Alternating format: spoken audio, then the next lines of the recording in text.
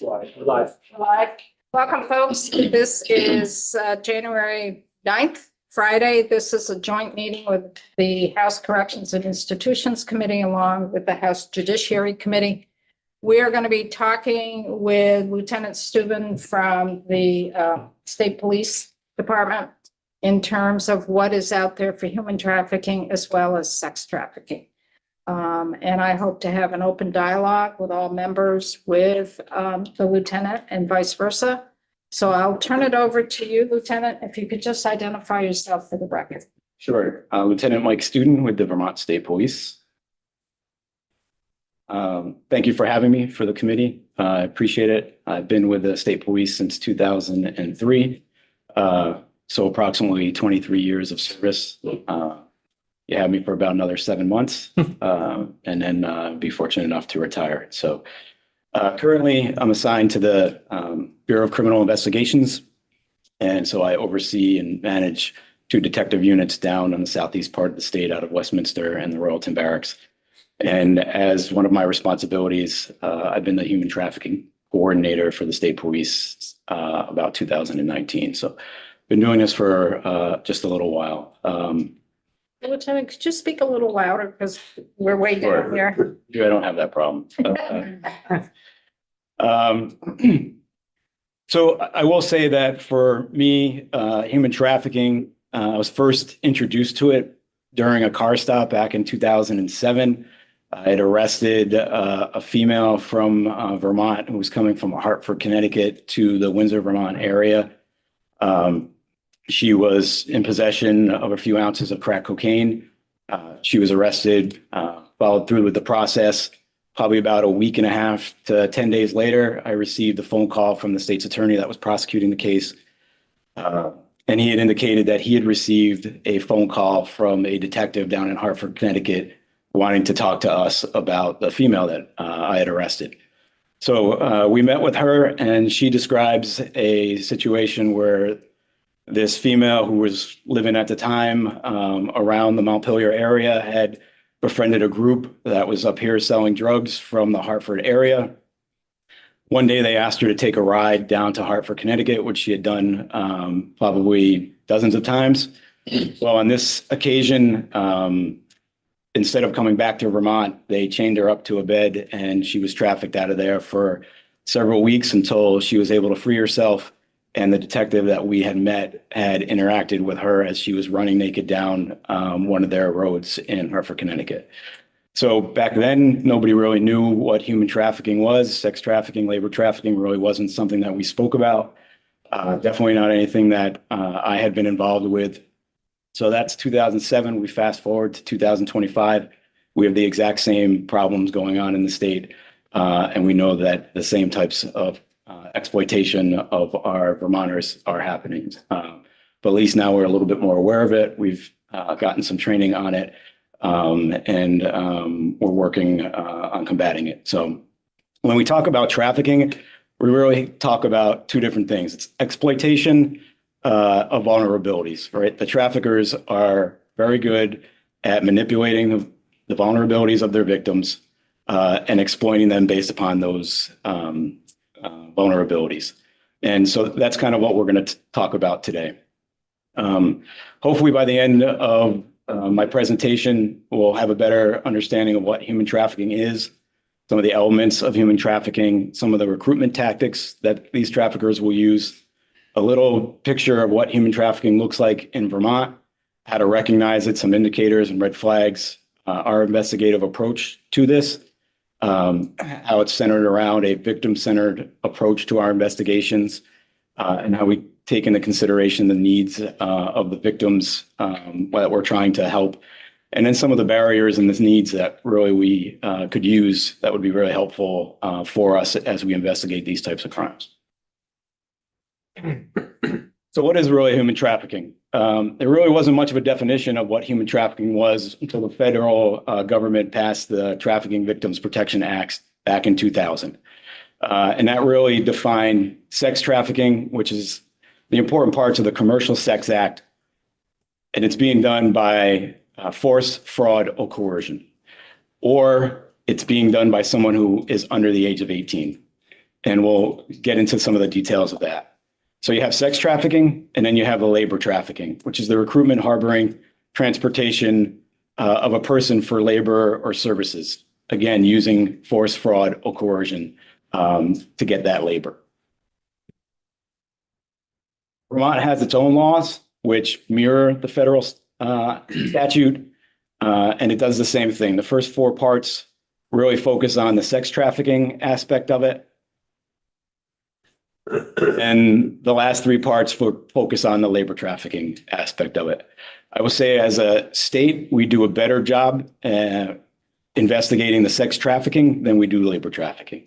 And I'm not really sure the rhyme or reason behind that, but we seem to be a little bit clearer on what sex trafficking looks like, and it's a little bit harder to identify the labor trafficking violations that are going on. So really, when we start looking at this, it really breaks down into three categories. You have commercial sex acts for sex trafficking is the must, right? That's your basic component. And then you have, if you're over 18, you need the components of force, fraud, and coercion. The nicer thing about investigating a sex trafficking case, if the person is under 18, you don't need to meet those three elements. You don't need the force, the fraud, or the coercion because they're a minor as far as the law looks at them, and they cannot consent to that commercial sex act. And then again, we have the labor trafficking, and again, you need those three elements of that force, fraud, and coercion.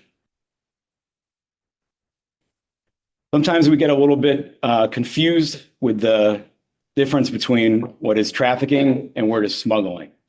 And sometimes you do have an overlap, but when we talk about trafficking, it is a crime against a person, all right? That person has not consented to what is happening to them. They're being exploited by the trafficker, and they did not consent to any of that. The smuggling part of it is usually agreed upon by the victim. The victim, in most cases, will pay someone, usually called a coyote, to smuggle them into a country. And we look at that as a crime against the country, not against the person. Now, sometimes you'll have an overlapping where you'll have someone smuggled across into the country and then trafficked once they get here. We have seen issues of that because there is a fee that comes with that smuggling. And if you don't have the money up front, or even if you do, sometimes the elements of that agreement change and the situation changes, and then you're forced to pay that off once you get here. And how are you going to pay that off when you have no money? Or you're going to be trafficked, either sexually or through labor. So there can be an overlap between the two, but there also can be independent of each other. Some recruitment tactics. We have the American Dream tactic, which not only applies to those folks that don't live in America and want to come here and make a better life, but as we all know, there are some parts of Vermont that don't have the means as other parts of the state. So if you don't have a certain thing and you really want it and somebody's offering to you, and that sounds like a good opportunity, well, there's your vulnerability, and that's what the trafficker is going to exploit. So the American Dream tactic is not just for those looking to come here, but it's for looking for someone who wants more, who wants something better than they have at the moment. If you're living in a remote area and you don't have access to nice clothes, to nice cars, to all of the things that the internet tells you you should have, well, if somebody comes along and offers that to you, there's your American Dream tactic. Fraud, where somebody's making a false promise. They may have offered you one thing, and then when you get to that situation, it's totally different than the reality of what is going on. We did an investigation into a massage parlor, and one of the victims said she was brought here under the guise of advertisement in a paper. And then when she got here, she was forced to do massage. And all she kept saying is, that's not what the ad said. I did not sign up to do massage, but when I got here, that's what I was doing. So that's the fraud aspect of that. Coercion, could be a harm against yourself, against a family member, something that's important to you. I can recall doing an investigation where the threat was to the family pet. and that was the most important thing to that individual. And he would have done anything to not have the family pet harmed. So there's that coercion aspect to it. And then we have the familiar trafficking, which is when somebody in your family, somebody significant other, uses you to traffic on their behalf. So parents to children, a husband to wife, boyfriend to girlfriend, that kind of a situation. And we've also seen that here in Vermont. So we have uncovered trafficking that fits every one of these categories in the state of Vermont. Do you want to have a time for any questions before we get in too deep at all? Make sure the committee members, some of this is probably well known to some members and maybe new to other members. Just want to make sure that people feel comfortable that they can ask the questions. Barbara? I'm curious, and maybe you'll be getting into this, how much of it is minors?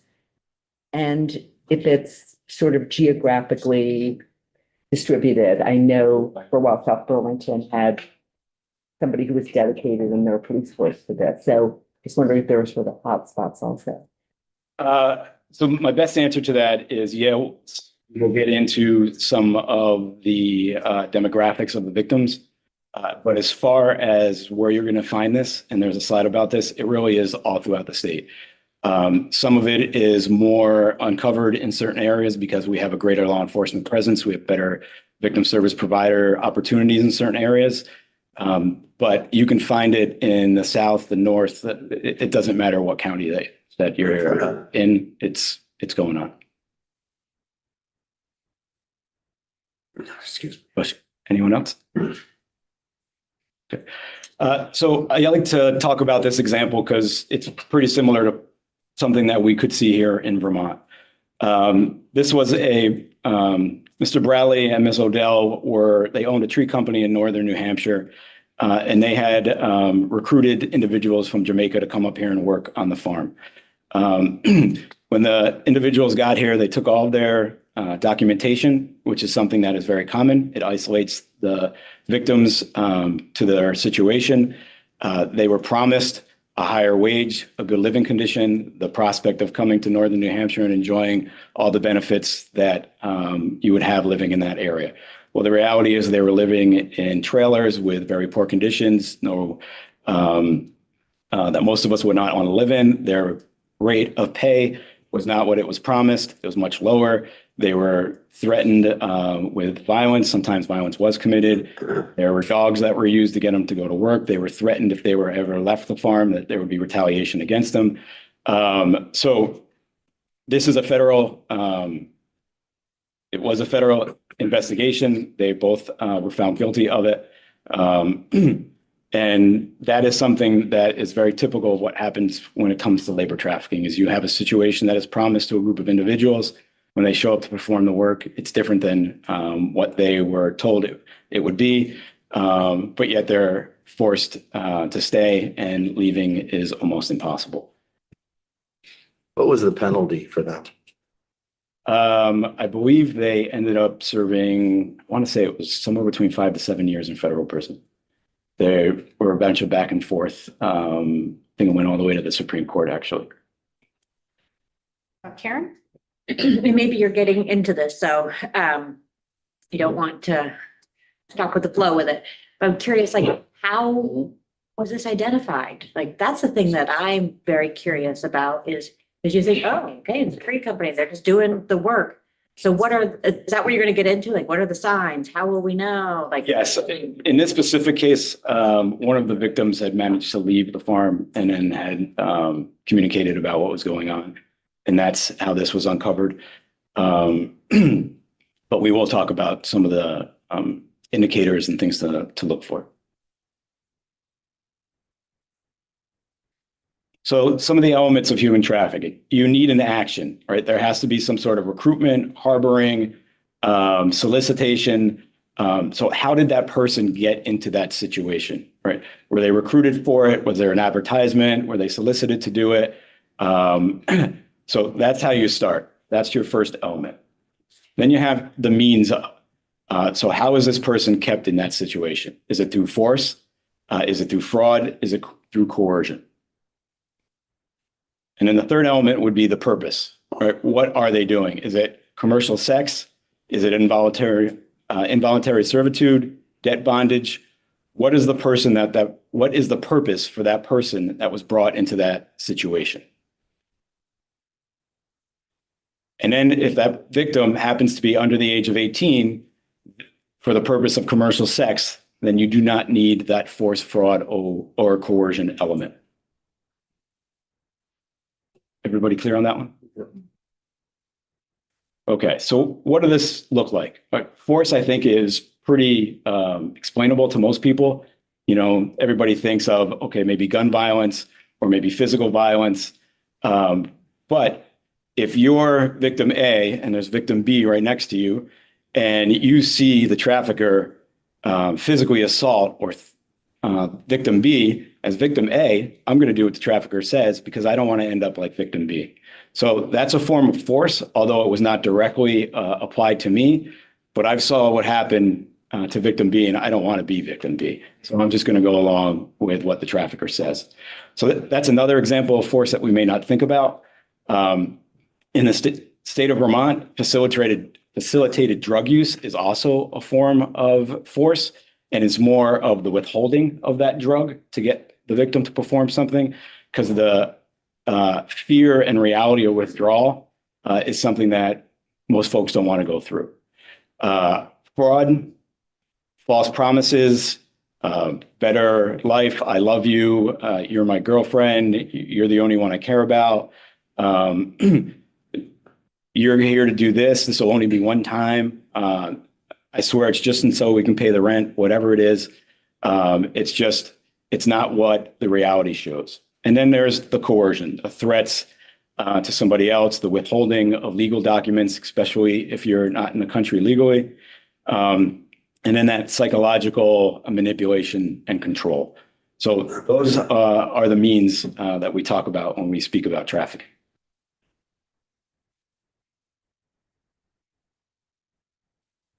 So how do traffickers keep control over their victims?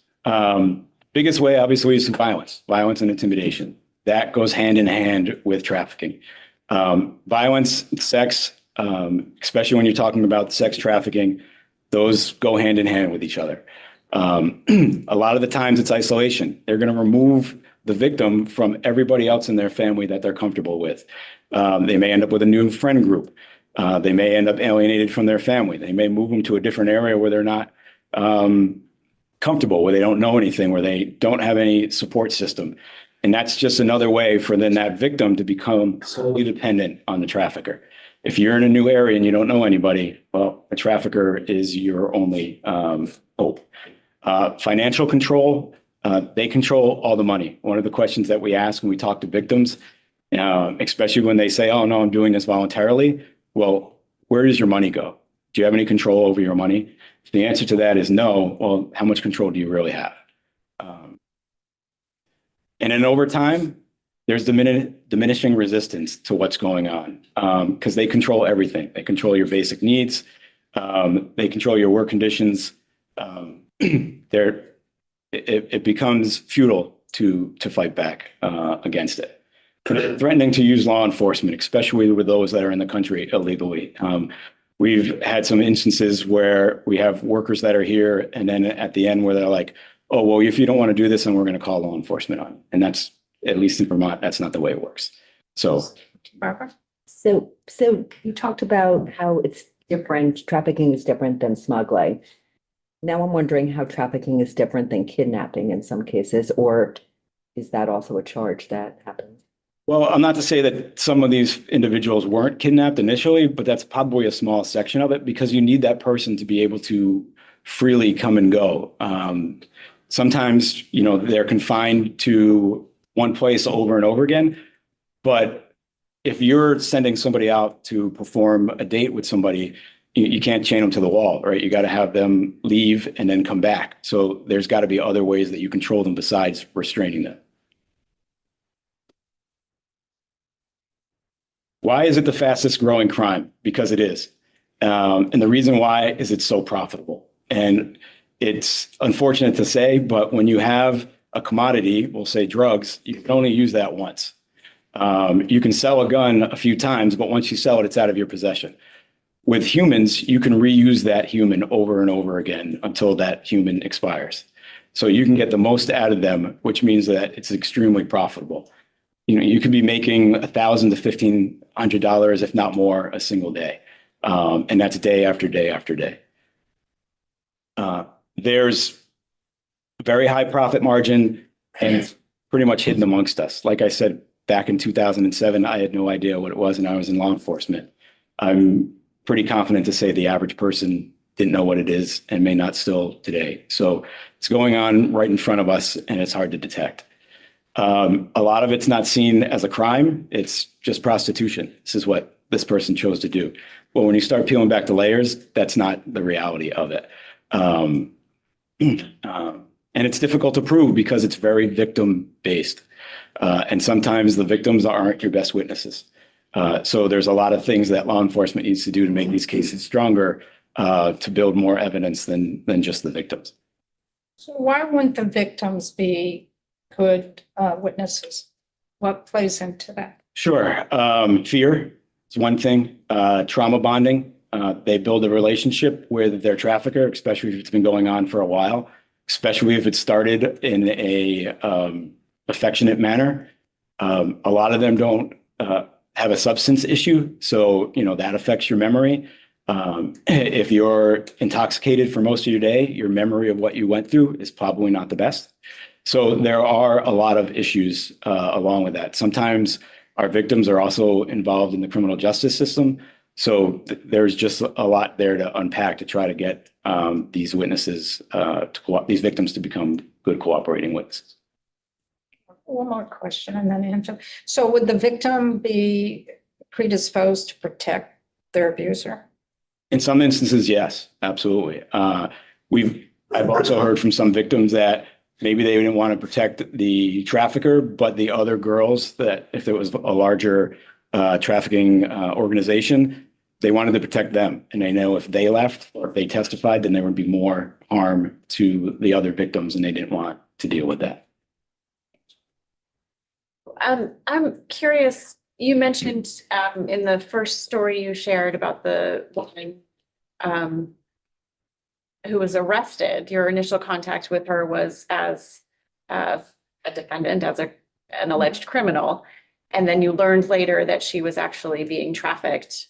And I was thinking, so what was the result? What did the prosecution decide to do in that case? And as you're pointing out here that victims are often not the perfect victim or even a reliable witness, I'm curious what you've seen.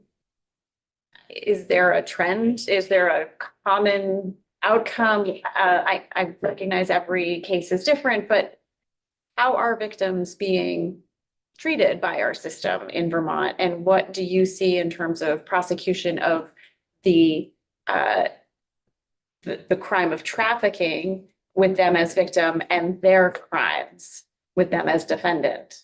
Right, because there are a lot of dual criminality that's going on based upon the situation that they're in. Like you said, each individual case is specific, so they have their own issues that you're dealing with, and I think each one is taken on an individual basis.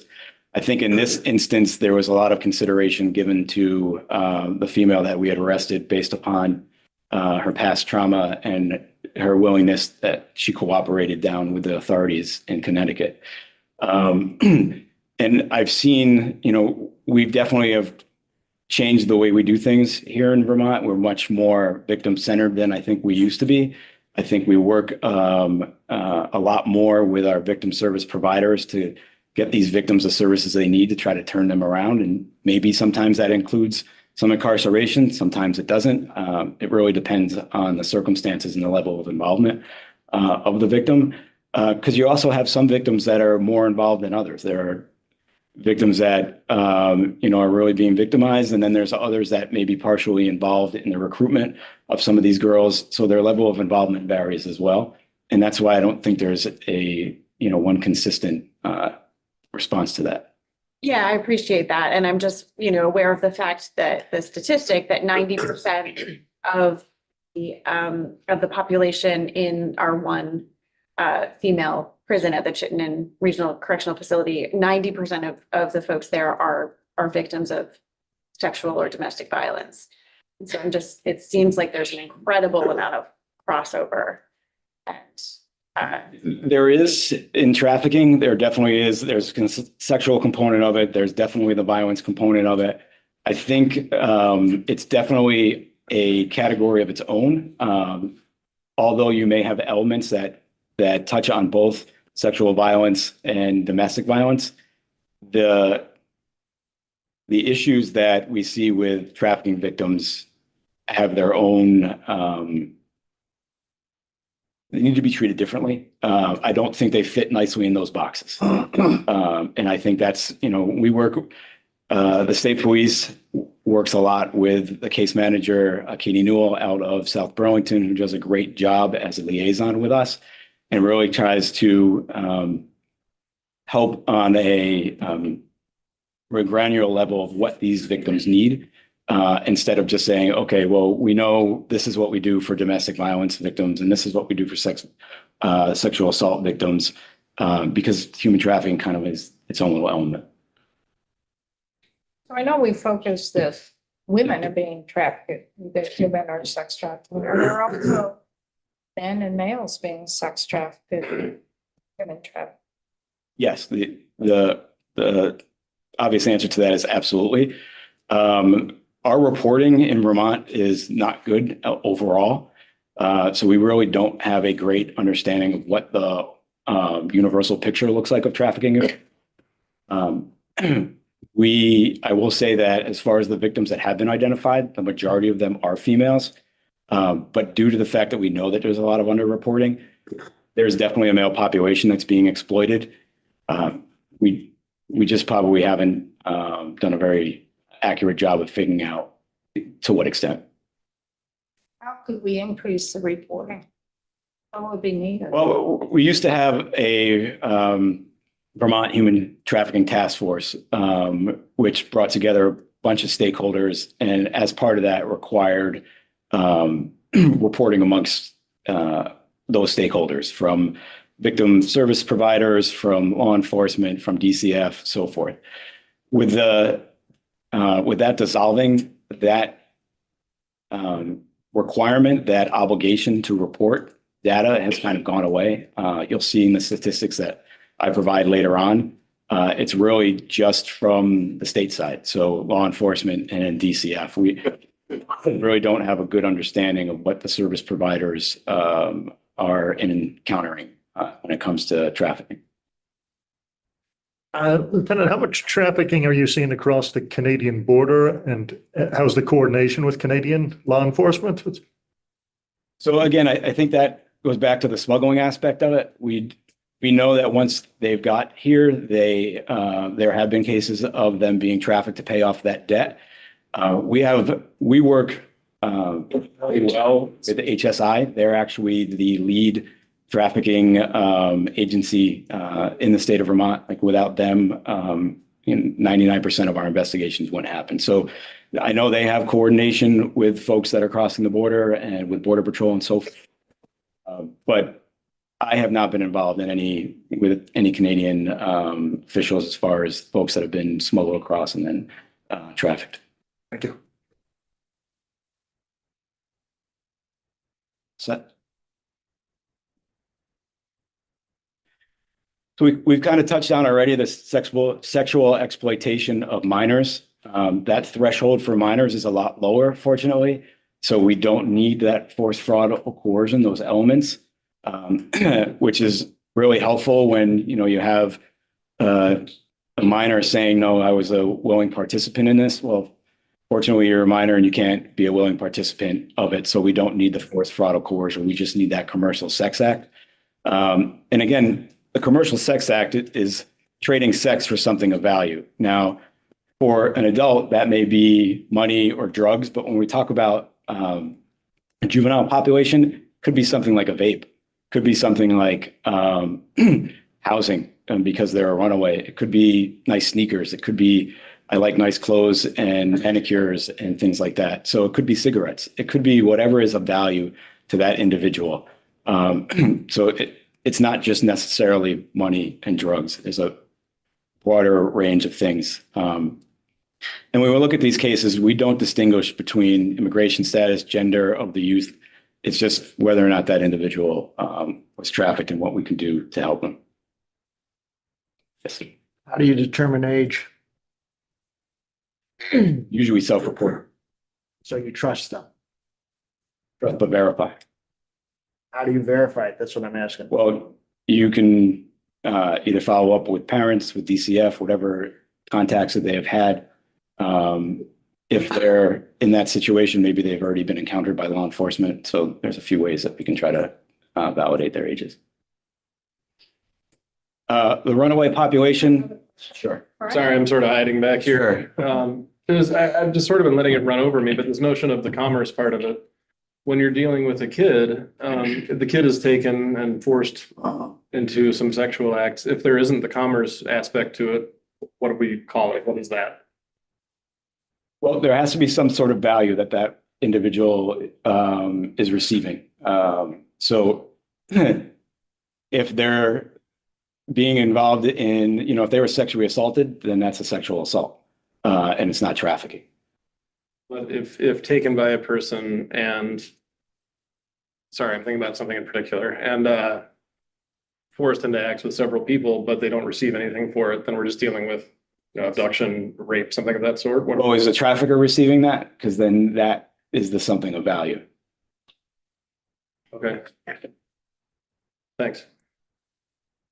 Screen keeps wanting to jump ahead, but we talk about runaways, which are a component of the juvenile population that becomes much more vulnerable for exploitation because they are on the run. They're without their basic needs. So they're looking for them to get met in some capacity. And so what we talk about with that population is survival sex, where they're trading sex for those basic needs, food, clothing, housing, maybe drugs, alcohol. And we talked in the very beginning about vulnerabilities. Well, these are the vulnerabilities that a trafficker is going to exploit. When somebody is out on the run, they're obviously in much more need of their basic needs than the rest of the population. Just as you were sharing, I'm similar, I'm letting this all hit and like, okay, processing this. But you said that it's increasing, and it has been increasing. So I see it as two groups. It's the folks that are doing the exploiting, the traffickers, and then the folks who are being exploited. So are those numbers both increasing in Vermont, that the number of exploiters, traffickers is increasing, and the number of Vermonters who are being exploited? Well, I think you can make the correlation. If there's more people being exploited, then there's probably more people exploiting them. Do I have statistics exactly on that? No, but I think you can probably make that correlation. Right, because I'm also seeing too, that we could have a lot of traffickers in Vermont, but it's trafficking people outside of Vermont into it. I'm just seeing it as like two groups for us to be looking at, like. I guess I don't have a better answer than that for you. When we talk about vulnerabilities, obviously folks with disabilities fall into that category. And they become a group that is vulnerable for trafficking. And with this group, it usually falls back on the folks that they know the most because they're most informed on what those vulnerabilities are. And you can see by this chart that the folks that are victimizing them are usually the ones that are closest to them. And the thing about folks with disabilities is they come with disability income. So that's something that, is exploitable right off the top. They're also sometimes isolated. They are not amongst the population as often as other folks. There's lack of resources in the state for a lot of these situations. So they become a much more vulnerable population. Right. And we talked about with individuals with disabilities, they already come with that financial piece. So who commits trafficking? We talk about offenders, but it really is anyone who can manipulate someone to get them to do what they want them to do. When we talk about massage parlors, we're talking about more organized crime type businesses. But we've seen every single one of these on the list. If you have someone who's looking to exploit someone for a financial purpose, then you have a trafficker.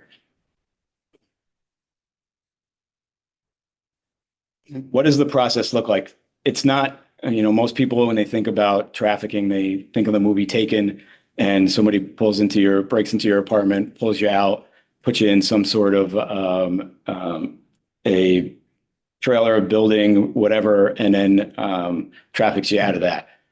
But that's a very, very, very small percentage of what happens. Most of the investigations and the situations that we see, there's a process to it. It starts with some sort of a recruiting process where they get to know the victim. They get to build that relationship with them.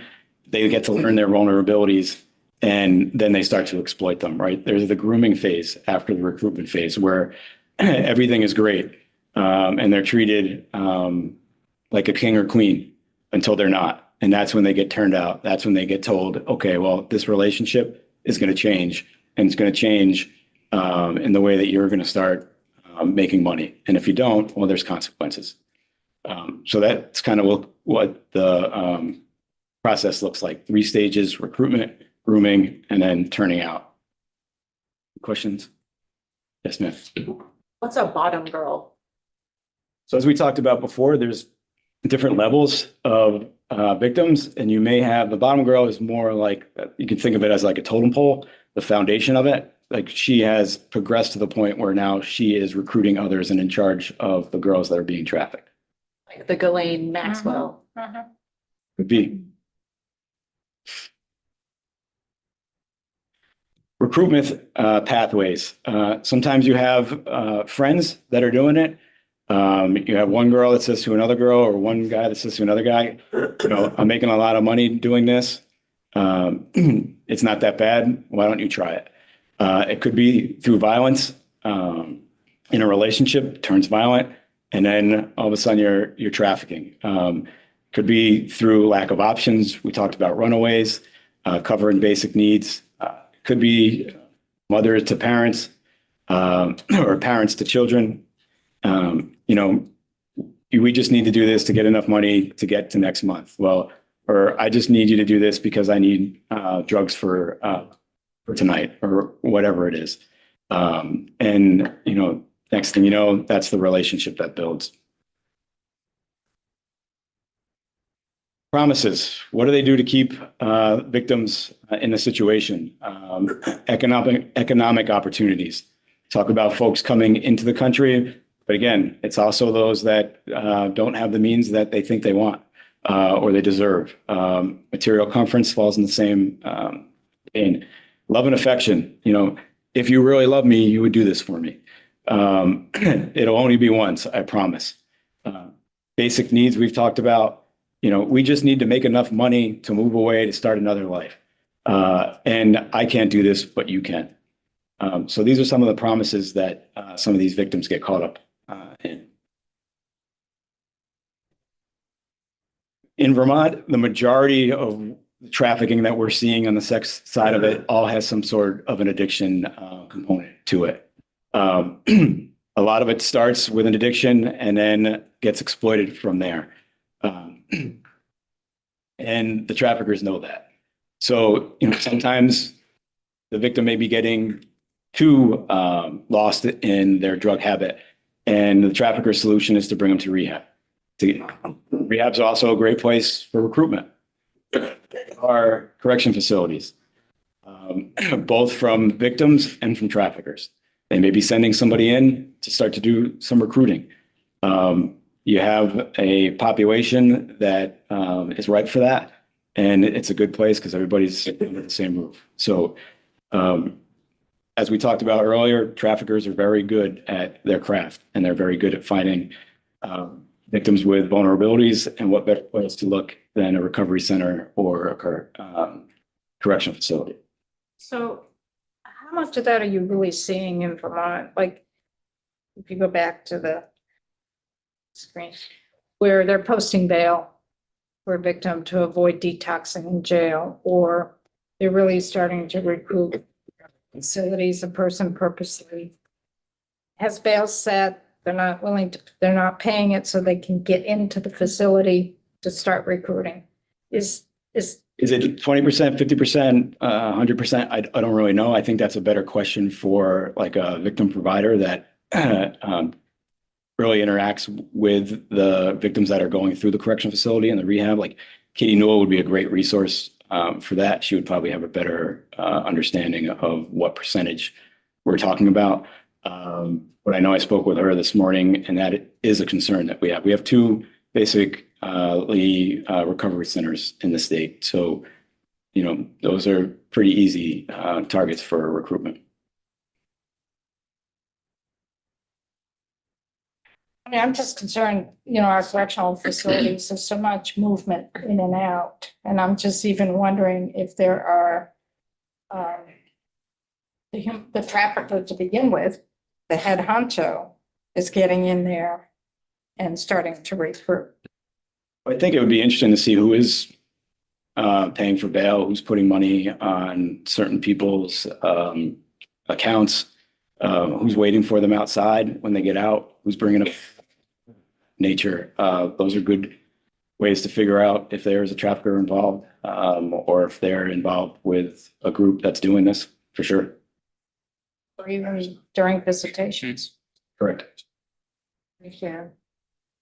Just in listening to this too, I can't help but think about the isolation piece of it. And for folks who are going to rehab, incarcerated, like likely have burned a lot of bridges, don't have a lot of other people. So yeah, just thinking about that piece of it and what we can do in our work to help give folks some community. These are the folks they're relying on. Correct. Yeah.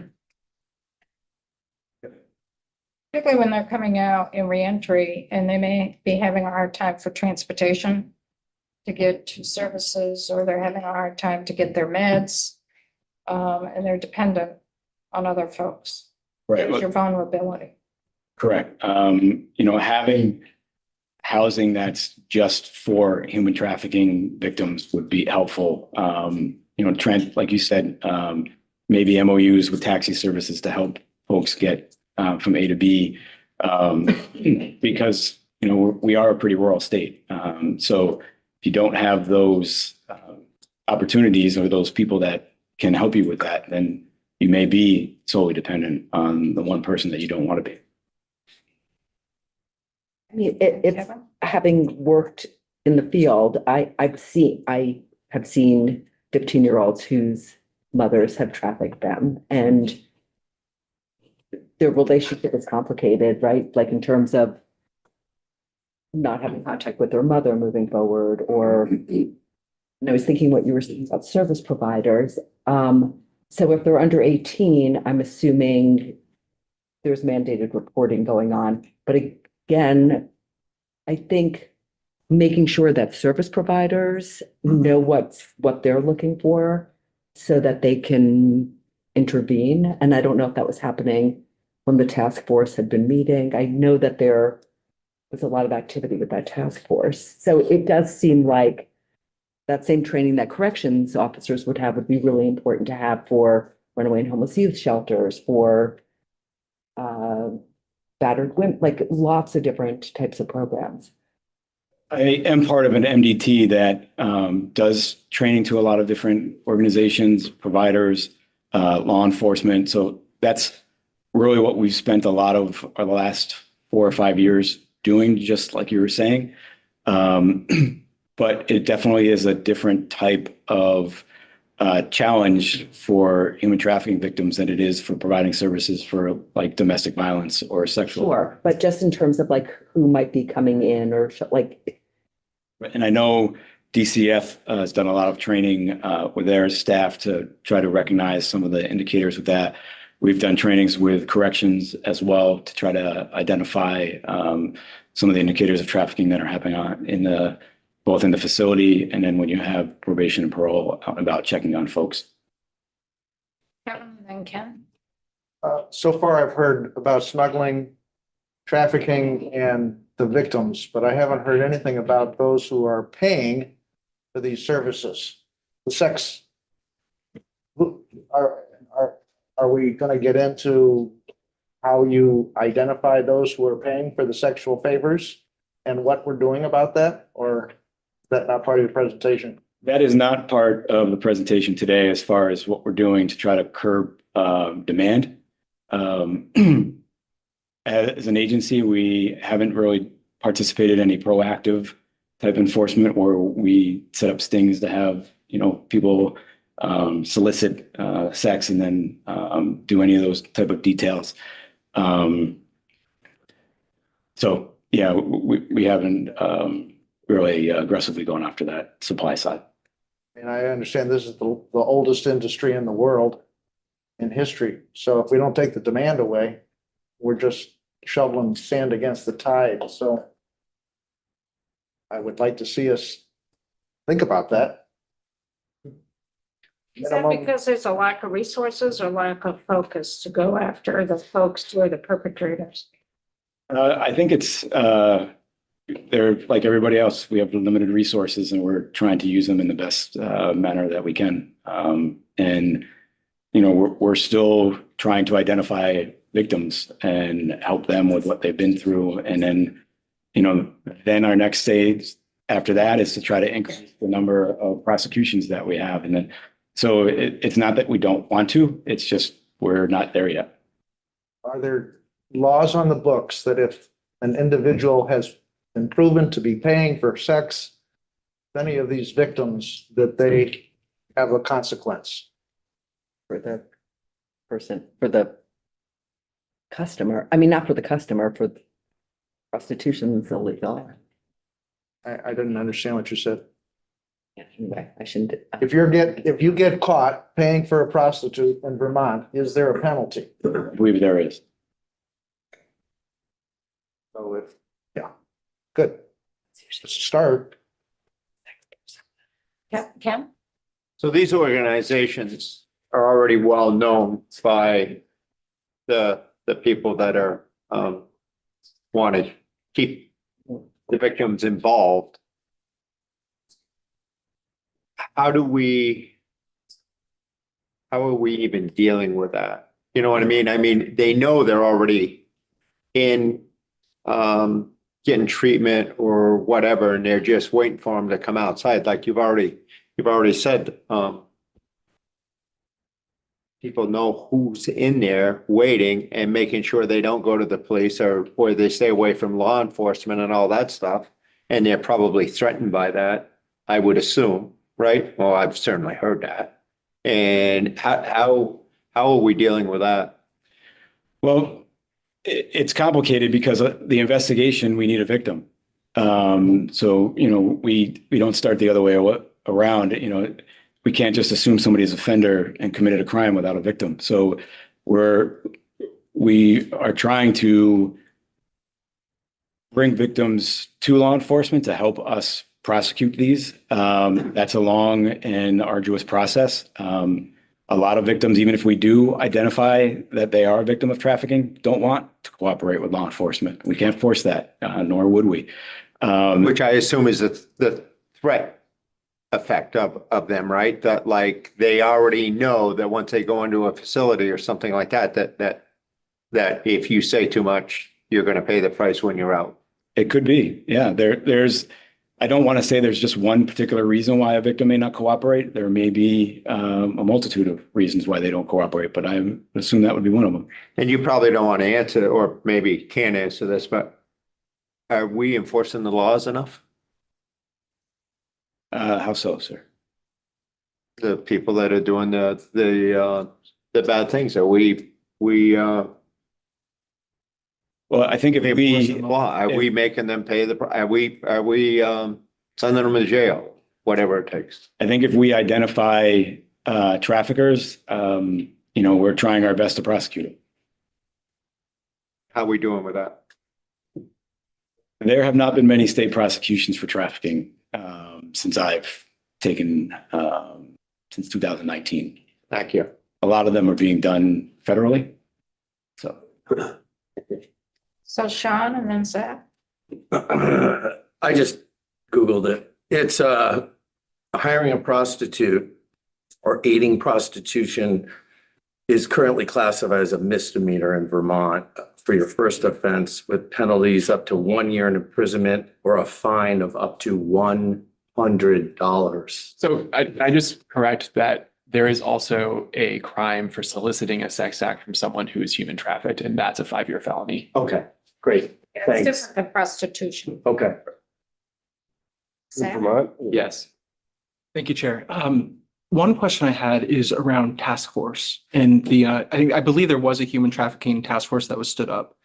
And my understanding is that it was dissolved. And I was curious if you kind of get into maybe the need for a task force to help address some of the concerns that we're talking about today and maybe into why it was dissolved in the first place. So I came into this position when there was a task force, and it was set up primarily with state police and the Center for Crime Victim Services had received a grant from the Department of Justice. And as part of that, they set up the task force to work on that. When the grant sunsetted, pretty much so did the task force. It would be helpful to have some sort of a mechanism to bring those folks back to the table that would mandate some better reporting, because I think having a better understanding of what exactly trafficking looks like in the state could help you folks, could help us really try to combat the scope of what is going on here. So I don't know if it's in a task force model, committee, some sort of a committee or council or something, but I think something that has the authority to require certain reporting and participation, cooperation would be helpful. And one of the things as a follow-up that we hear consistently as a challenge, in House Judiciary is, the information sharing between agencies and stakeholders. And do you think did any of that play into what happened with did you feel like there was best efforts in information sharing with the Human Trafficking Task Force when it was in operation? I think certain segments of it were great, and we still have some of those existing today. Like we have certain committees, we have a training and outreach committee that still exists, that works very well together. We had a labor trafficking committee that worked pretty well together. So there were some aspects of that, and then there are other stakeholders where I think maybe that was an obstacle. Thank you. And Chair, if I may, just one other question. In terms of prosecution, I think that was something that, my colleague Representative Sweeney and Representative Winters spoke about very eloquently. In terms of prosecution, are a lot of these cases referred to the Office of the Attorney General? Is it being referred to the federal government? Like, what does that prosecution look like, and where are these cases referred to? It kind of depends on how they originate and how they're investigated. Like I said, the majority of the trafficking investigations in Vermont are handled either in coordination with state and local, with HSI or HSI standalone. So the majority of those cases are going to the U.S. Attorney's Office. U.S. attorneys. Okay, so very few are being prosecuted by the AGO. Correct. Sometimes you'll get some on the state's attorney level. Yep. Thank you. Sure. Tom, I have a question. Tom. Oh, Tom and then.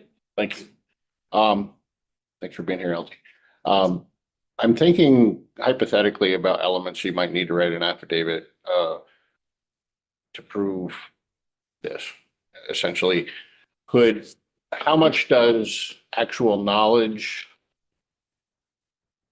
or coercion is needed? Can somebody simply have the knowledge of what's going on and sort of create the instance of it happening and be charged with trafficking, i.e., a drug dealer knows exactly what his customer is doing to get funds for the habit, for instance? Well, I think I come back to my earlier point is you need a victim to try to steer these investigations. So we would need, at least initially, a victim to come forward and say, I was trafficked, and then we can start our investigation from there. And maybe we don't need that victim to cooperate as much. Maybe we do, based upon what we're able to find after that. But it really starts at that level. The addiction itself couldn't be, uses the motivation for the you could use that as the motivation for the purpose of writing an affidavit. I think They are so desperate that they're doing this. you still need that person to say, I'm doing They this. need to. Right. You know, it could be an element of that and you can incorporate that within. Just you don't need to say, have someone saying, I am doing this. Otherwise, it's a stretch.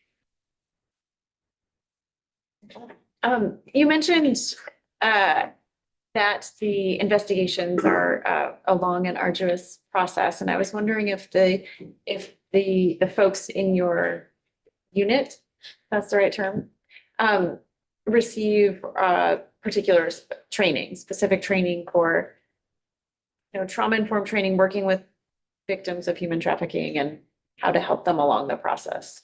So the answer to that is yes. And the state police have focused, especially for the last 5 years or so, is really, our approach has been, instead of having a specialized unit, is to train all of our detectives in trafficking training. So that's really where we've spent a lot of our efforts. And then myself and the MDT that I'm involved with, we've gone out and trained local law enforcement as well to get them up to speed on what's going on. So I have a question, but you may not be able to answer it completely.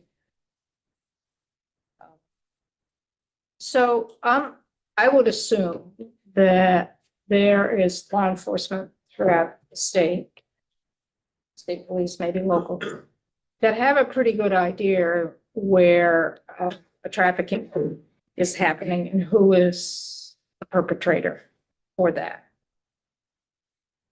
How can you go, because I'm just thinking of the questions that were asked, going after the person that's really causing it, not the victims, but the person that is doing the trafficking. And if you kind of have a hunch of who it is, where they're located, what's going on, what does law enforcement need in order to pursue that? Because I think that's part of the question here. Why not go after the perpetrator? Why are we going after more the victims? But if we have a hunch in terms of who the perpetrators are, what do you need in order to bring that person in? I think that's where some of the committee members are coming from. Maybe you can't share. Well, I think each instance is unique. So I'll give you an example. Like if we know that there's a house that is a known drug house, and we've heard that there's information of them also selling sex out of the place, we may try to get in there based upon the drug activity, and then hopefully to evolve that into also a trafficking investigation. So we do go after it with different lenses, but still at the end of the day, you need a victim to say, I have been trafficked in order to get a trafficking charge. Now, you may be able to walk away with a drug charge or a gun possession charge or some other violations, but for the trafficking part, we do need the victim to say, yes, raise a hand and say, yes, I've been a victim of trafficking. Because a perpetrator isn't going to say, hey, I'm doing this and I am trafficking people. Most of the time, no. You got to prove it. Correct.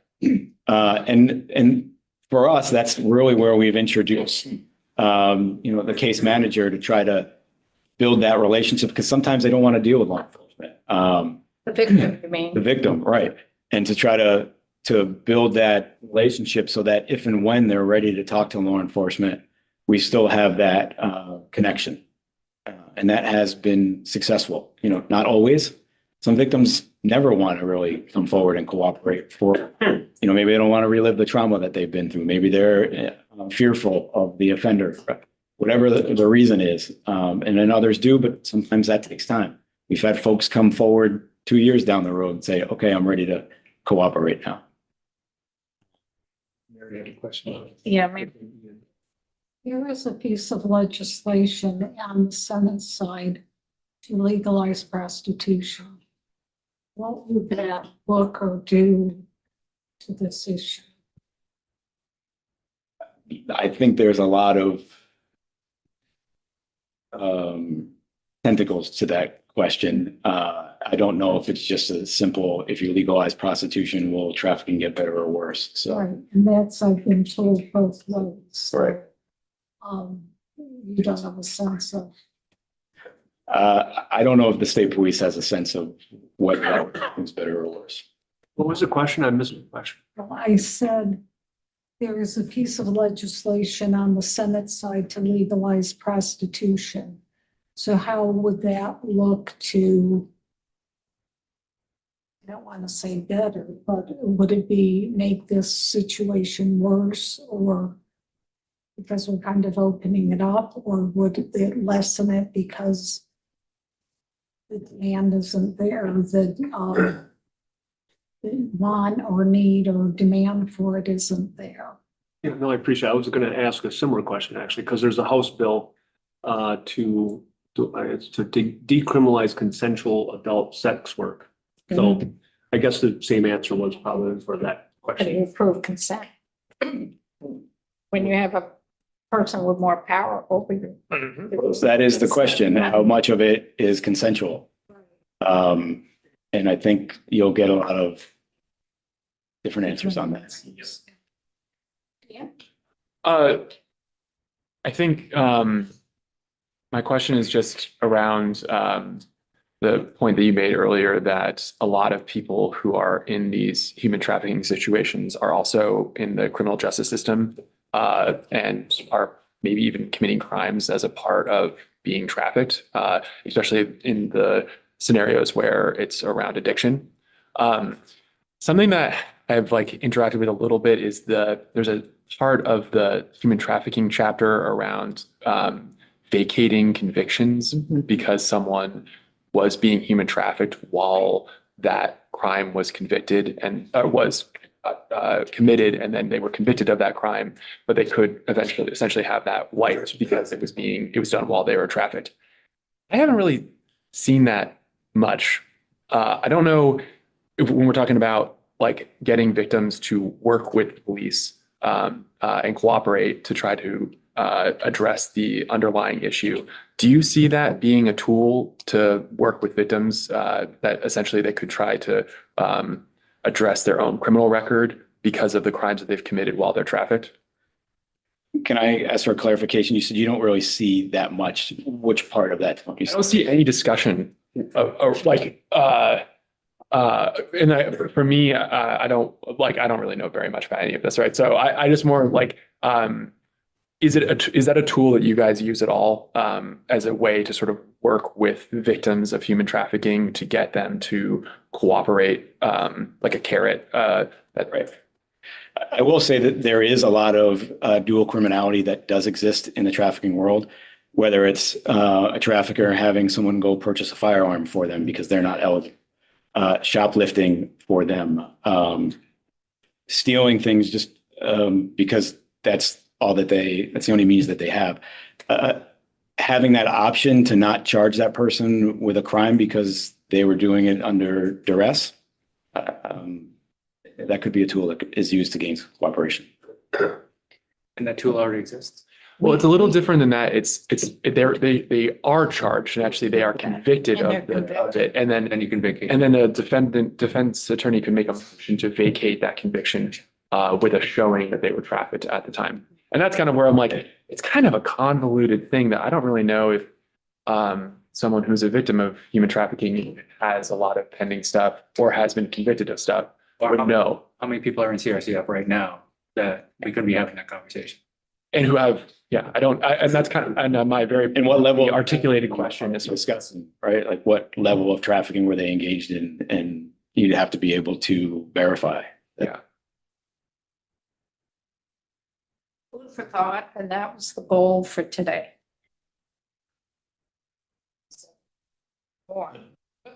Huh?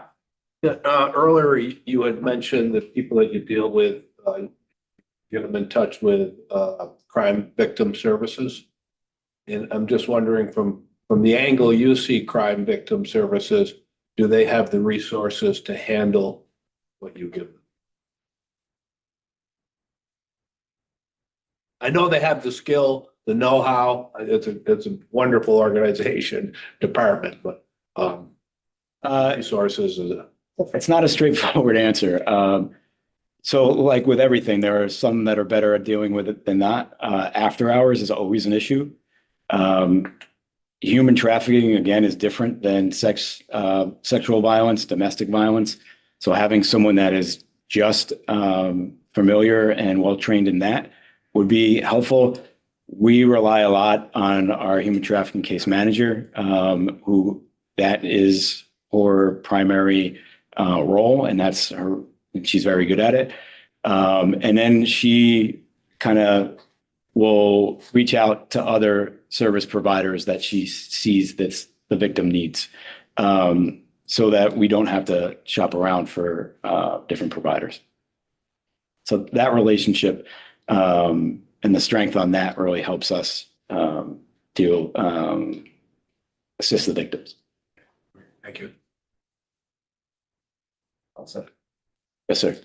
Very rudimentary. Would increasing the penalty for those who finally get convicted be a useful tool to minimize the trafficking? I don't think the lack of penalty is the issue. I think the laws are pretty stringent. They're pretty significant, the penalty. So I don't think increasing them would really have much of an effect. So those who are taking advantage of children and weaker people aren't afraid enough to stop taking advantage, is what I'm hearing. I'm not sure that comes into the equation. It does, but like I said, I think our laws have pretty severe consequences if convicted. It's to get the conviction. Correct. That's the key. And in order to do that, you need strong evidence to do that. Yes, ma'am. And that's where you need to make sure that your victim is willing to come forward with the evidence. Right, it's part of the puzzle, right? We try to look for other things, electronic evidence, other witnesses. We try to build a pretty 360 degree picture, but the victim is part of that equation.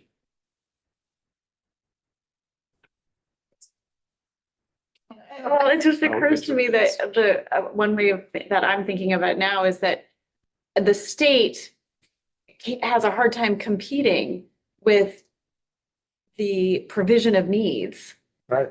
that trafficker is supplying. So if the state had the resources to say, we will give you housing, we will give you food, we will give you drug treatment, perhaps there would be less market. It like levels the.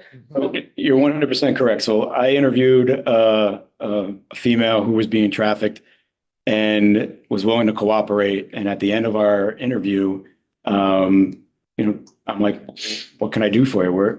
What do you need? Where are you going to go? She's like, well, I'm going to go back to the house that I was being trafficked out of. And I can't blame her. I didn't want her to, but I couldn't provide her housing on a long-term basis. I couldn't provide her food on a long-term basis. I couldn't provide those needs on a long-term basis, but they can. So yeah, like I was at a loss. It's something that she would have earned. So it's not like I was giving it to her, but I couldn't even present it as an option. So. Which is the saddest thing for victims, that at the very base level, there sounds like many are just looking, understanding that drug addiction complicates it tremendously, but they're also looking to have their basic needs met. In some situations, absolutely. And it's not just those that don't have needs, right? Like that is a one subcategory of it. There are different categories of victims, but with that category, yeah, that is true. I think we've touched on some of these as we've been in the Q&A. Why do they stay in what we call the life? We talked about some of them: basic needs, addiction, normalization of it. That could be, it's just prostitution. This is my life now.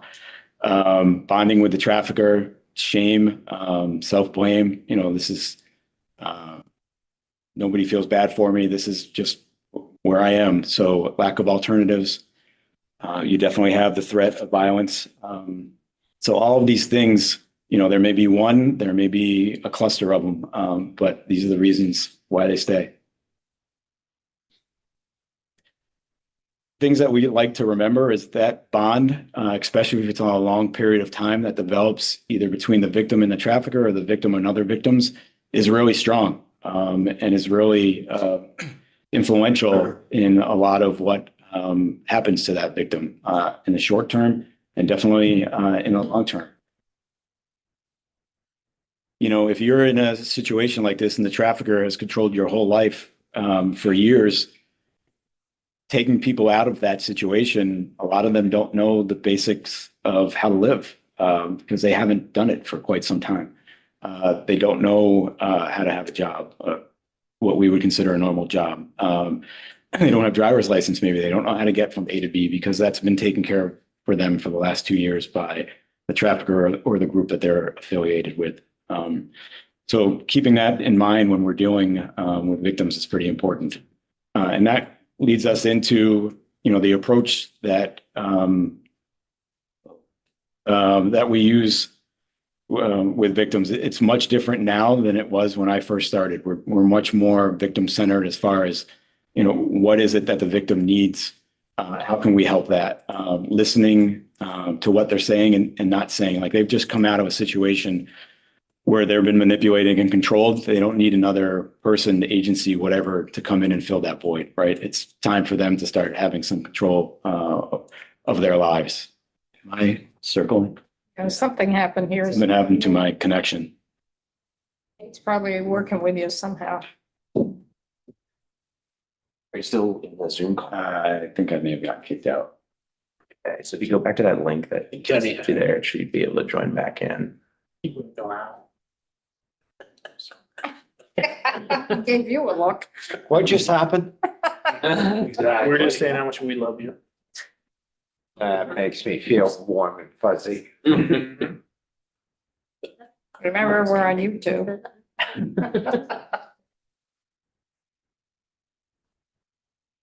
You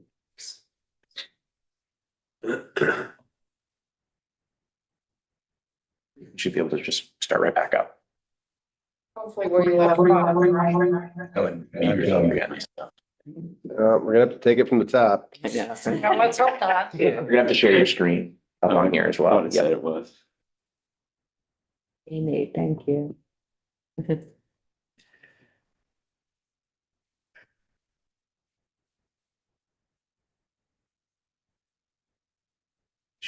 He's just in the process of giving you the privileges. You're still gonna, pardon me, you're gonna have to go back and do the share screen button again.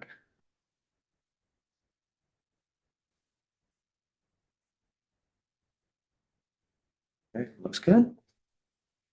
It's better than the floor chairs. That's for sure. Anything is.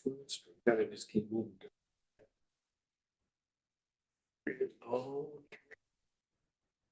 So some of the barriers that we face when we're doing these, obviously resources is a big one. No one case is the same. Your victim from a massage parlor case is going to be a lot different than a victim from a mother who has an addiction, selling their children. So each one of them is different. So it's not like we can just hand out a single playbook and say, hey, this is how we're going to investigate trafficking cases. You need a lot of flexibility and patience for these. We talked about victims are sometimes not the best witnesses. Sometimes they're cooperative. Sometimes they're not. Sometimes their addiction gets the best of them. Sometimes it doesn't. So, there's a lot of ebbs and flows to these. Building a rapport initially is also very challenging. And that's where we rely heavily upon our case managers to fill that void, to keep helping them with their needs if and when they're ever interested in coming back around and helping out law enforcement. And then trauma and addiction plays a big role in people's abilities to recall events and timetables and names and places and things like that. So it is definitely not an easy crime to investigate. Someone asked earlier, where are we seeing trafficking? And the short answer is it's everywhere. we have as much of a problem in the Bennington County area as we do in Orleans County, or in Wyndham County. So everywhere throughout the state, we are seeing cases and victims and having reports. So it's not segmented to just one portion of the state. This is limited reporting that we have from 2025. And this is just from our DCF cohorts, state police, and HSI. So we know that this is underreported. We know from when we were working as a task force, when we were all sharing our data together, we had somewhere close to 400 reports of trafficking. So now that we're down to only 42 reports from these three agencies, we know we're missing out on quite a bit of what's going on. So, and without accurate reporting, it's really hard for us to get a complete picture of what trafficking looks like in Vermont. But what we do know is, at least in Vermont, the majority of the victims are female, and we're talking about an age group of 11 to 24 years old. That is what we're seeing. And with the younger population, a lot of it is through online. They're online all the time, and people are reaching out to them that they have no idea who they are. And they're making all those promises that we talked about earlier. Either I love you, or, I'm going to offer you things that you don't have, or whatever the lure is, it's working. So that's a lot of what our juvenile population is getting exposed to. And in the offenders that we're seeing, majority of them are male. And the age vary. But like I said earlier, HSI really is, fortunately for us, the lead agency in the state. They have much more resources than they do, and a lot. There's a component to these crimes that reach out of state, so they're a great agency to help us out when it comes to that. We do have a question here, Zach. Thank you, Chair. It's a really incredible, a huge precipitous drop going from, you said like 400 reported cases down to 40. And I'm sure it's very difficult to pinpoint a single instance of why we've seen that decline. But you also, at the top of the slide, you mentioned, and I'm paraphrasing, but when we were sharing information. So do you think that some of the victims are being encouraged not to share information with law enforcement? I'd like to think that doesn't happen. I'm not naive enough to say it doesn't. Right. We just don't have access anymore to service provider information. Mm-hmm. So that's why you see such a drastic decline in the number. Sure. This is just the law enforcement lens that gets us these reports. And they wouldn't voluntarily share that information with you, correct, service providers. Right. And a follow-up to that is, what is the working relationship with the U.S. Attorney for Vermont? I assume productive, but I think it's worth asking. Yeah. Thank you. We've talked about some of these already, some of the needs that would help us in this endeavor. Housing in and out of state, especially with some of these victims that are caught up in larger organizations of trafficking, getting them to a safe place outside of Vermont, so that they can kind of cut ties, but yet stay engaged would be helpful. Same thing with drug rehab. We talked about how, when you go in there, everybody knows if you're in rehab, you're in one of two places in Vermont.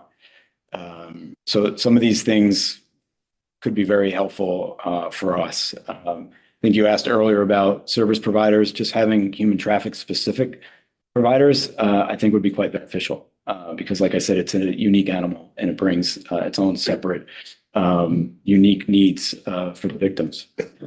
And in some form of group to help push this along would be great, that, maybe gets us back to the table to start sharing some of this information so that we do it as a collective instead of just more silo approach that we've been doing since. So we have a few more questions. So I'm going to go to Will first. So my question about the third bullet point on MOUs with hotels and taxis, I'm curious if you could elaborate a little bit more on why that's a recommendation and how other jurisdictions have potentially used it to curb some of the trafficking that we're seeing.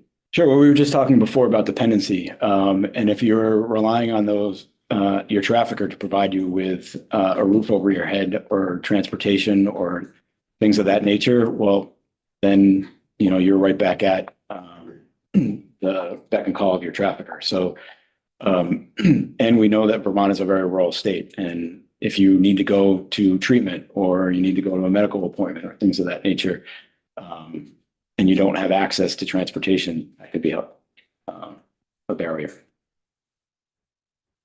Thank you, Chair. I'm going back to the prosecution point because a lot of these points are, I think, kind of coming up as we're working through the presentation. But I want to go back to the Attorney General's office. And I know that the great work that the AGO is doing on ICAC. And I'm curious if it would be, I mean, it seems like there's a willingness to prosecute cases with ICAC, but there may be a lack of willingness or a lack of interest in prosecuting the cases with many minors and youth victims that are youth in this instance. So am I understanding that right? Does it make sense for the AGO to intervene here? I don't think it's a lack of interest. I've never seen that. I haven't seen them say, no, we're not going to prosecute this case. The decision-making of where things end up getting prosecuted out of which office, I don't usually get involved in, so I'm not so sure I'll be the right person to address that question. So maybe is it a prioritization issue? Maybe it could be. I don't know if it's a resource issue. It's you know, if it's a jurisdictional issue. You know, I'm not really sure the circumstances around that. Thank you. I think most of the jurisdiction will be with federal system or our county state's attorney's offices. That's where most of this is going to be litigated, is my hunch, not through the attorney general's office. But we have had several prosecutions on the state's attorney side. Most of it gets carried through. Yeah, I think it depends a little bit on jurisdiction as well. If it's a statewide kind of human trafficking situation, I could see the Attorney General stepping in more likely than a state's attorney, but it depends. It depends, yeah. Would the feds get involved if it's when you start crossing state lines? Is that? So these are some thoughts that we should take a look at, some recommendations in terms of what the legislative branch should look at a little bit. Just a few additional ones, things that we are working on. We had 2 case managers at one point. We're down to 1 for the state. We used to have a north and a south. We're working on, I believe, some specialized trainings for prosecutors and judges. These are things in the works, but definitely could be more robust. I wonder if an addition to that would be specialized training for our correctional officers. I know we're already engaged in that. We are working with corrections and PNP to provide that kind of training. Those positions vacant or eliminated or no? The case manager position is vacant at the moment. Yeah. What is MDT? Those are multidisciplinary teams. So you have, are you familiar? No, I just wondered what the acronym was. Sure. That would be the end. So I'm wondering, most of the things on the list involve sort of resources. Are there legislative changes that would be helpful? Well, I think like we had discussed earlier, the penalties for these are pretty significant. I think the laws are pretty clear. I think they provide us with what we need from that angle. I don't think it's a lack of a statute that is a hindrance. I noticed that some states require a governmental agency to do more outreach and education. And Vermont is not one of those states. It's suggested, but not required. Right. Do you think?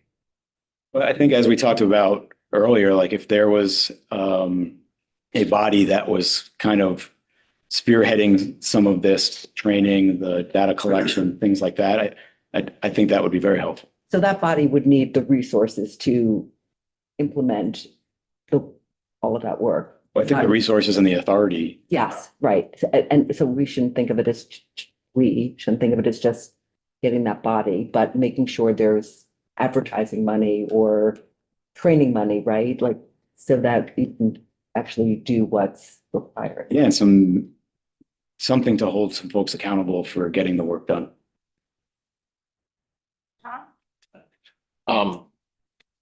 Personal opinion of yours, I'm looking for, I guess, is with the strength of the grip that the trafficker has on the victim, how many are we missing? Oh, I think we're missing a very significant amount. And if we can't break that, now, are any of these other things really gonna help? Well, I think you don't know, there are a lot of victims that we're not coming in contact with. There's a lot of situations that go uncovered.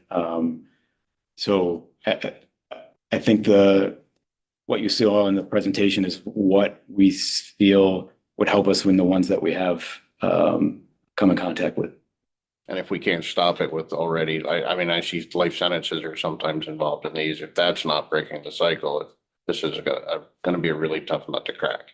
Well, it comes down to the money. It's extremely profitable. Then Kevin? That money. Speaking of money, I'm wondering if the needs that you've shared with us, if the correlating resources, meaning money, will be in DPS budget request or in the governor's budget. Don't know. For them. Yeah, nice try. They can't share at this point. I hope to see it in the governor's budget. How's that? Kevin? I'm out of my league to ask the question, but is there some kind of evidence that you see that if you had the right to use that to prosecute a perpetrator, but you can't use it for some reason or other now? For example, you're saying you have to have a victim that's willing to charge, what I'm hearing. If you know that it's going on and you don't have a victim who's willing to charge charge, is that something that through legislative changes we could make that allows you to convict more and make some significant progress? I don't want to say that you 100% need a victim every single time, right? There's ways, sometimes there's certain evidence that will make that not as relevant. But I can't think of any specific thing that would say if we were able to do this, then we would get more prosecutions, more convictions. Like, I guess I don't have a good answer for that. Tom, and then When Representative Rachelson was speaking about what we could do legislatively, it came up that something we did for ICAC a few years ago, and she'll probably shoot me at some daggers when I bring this example up. And I'm not necessarily saying this is a potential tool for you, but maybe other than going to penalties or something like that, is facial recognition in the state. You folks can't use it for the most part. And what we did with ICAC a few years ago is we loosened up the restrictions around it, and it's very narrow for them that they can use facial recognition, just to research, just to find people, common faces on a website or something like that. So I don't expect an answer from you, but maybe give us some thought and something along those lines, other than, penalties, that we could loosen up some restrictions maybe that you have around your investigation. I think having additional investigative tools like that would obviously be helpful, especially when you're trying to identify victims who are maybe moved in and out of state. And a lot of trafficking takes place online. And if I remember right, and Barbara may be able to verify it, I think the facial recognition is around finding the victims' images online, and on the, I guess we'd get the dark web or whatever. And I think it was narrowed to that, which is a tool that they can use, so. Yeah. Unless non-judiciary people will like ACAS. Oh, internet crimes against children. It's a federal task force. Every state has one. There's 67 offices in the United States. Every state has at least one office. Pretty close. Yeah, very good. You know that. Tom Oliver. Just to go back sort of originally to my very first question and where we are now, when you say you need to have a victim, you need to have a knowledge of a victim. You don't necessarily have to have a cooperating victim. You could charge based on what you see happening. Right. It's definitely more advantageous to have a cooperating. Right. But the same thing happens in a domestic violence case. I mean, you're required to make an arrest, even though the person may not be interested in having you arrest them. Right. There could be additional evidence that we find after we're alerted to the initial crime that may make it a lot easier to prosecute without a cooperating witness. Absolutely. Okay.